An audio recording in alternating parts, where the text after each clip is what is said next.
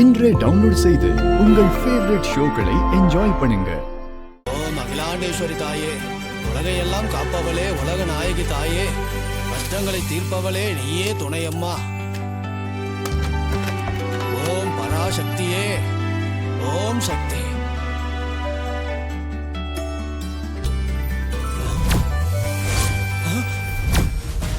ஐயோ, இது என்ன சோதனை? ஏமா இப்படி எங்களுக்கு சோதனை மேல சோதனை கொடுக்கிற தாயே?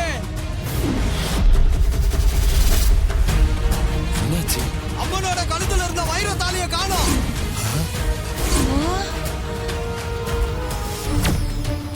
ஐயோ, இது என்ன சோதனை?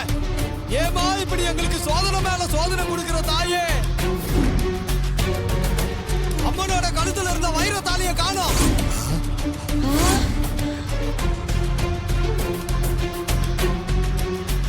ஐயோ, என்ன இப்படி ஆயிடுச்சு? நேத்து ராத்திரி பூஜை முடிச்சுட்டு போனப்ப கூட அம்மன் கழுத்துல தாலி இருந்துச்சு, நான் பார்த்தேன். இப்ப காணுமே, என்னையா பண்றது? ஏங்க, நேத்து நைட்டு நீங்க பார்க்கும்போது அம்மன் கழுத்துல தானே இருந்துச்சு, அது எப்படிங்க காணாம போகும்? அதான் தம்பி, எனக்கும் ஒண்ணும் புரியல. இத்தனை வருஷத்துல ஒரு நாள் கூட இப்படி நடந்தது இல்ல.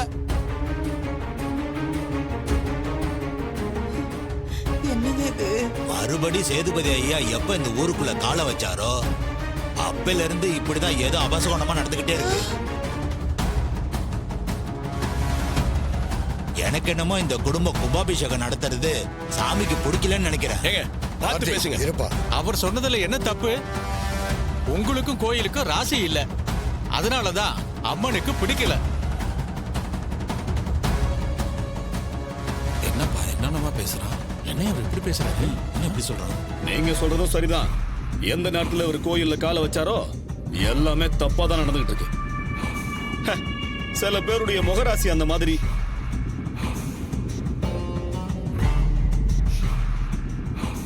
அது சரி, சொந்த மகனுக்கே இந்த ஆளோட ராசி ஒத்து வராம தனியா தங்கிட்டாரு.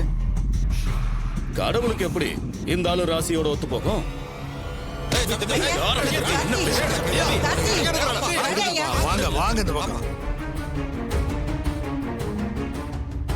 இன்னொரு வாட்டி அவர் ஆளுகளின் மரியாதை இல்லாம பேசுனீங்க, அவ்வளவுதான் சொல்லிட்டேன்.